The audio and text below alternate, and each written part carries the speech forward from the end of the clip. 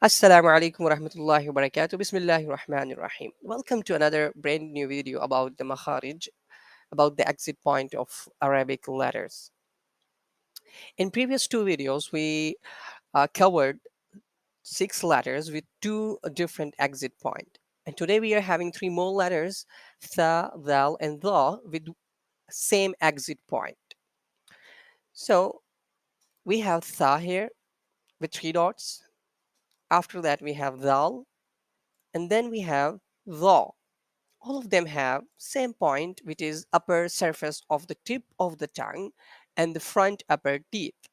In these pictures you can see we are using upper surface of the tip of our tongue here, and we are using the front upper teeth. Got it?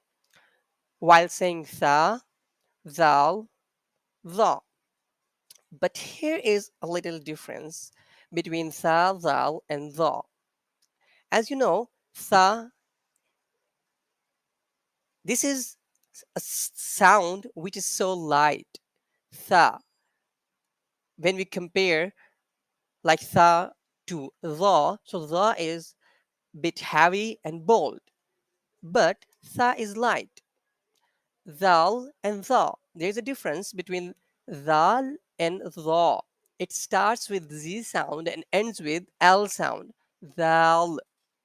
But here at tha, it starts with z sound but ends with a sound. Tha. So we got difference that tha, it has bold and heavy sound, and tha, it has light sound, and thou, it starts with z sound and ends with l sound. Right? Here I have another picture for that.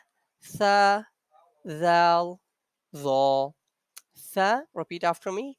Tha, thou, tha, tha. You must make bold and heavy sound here at tha, thou, tha. I hope you got this and it was very useful for you. Jazakumullah khair. Assalamu alaikum wa rahmatullahi wa barakatuh.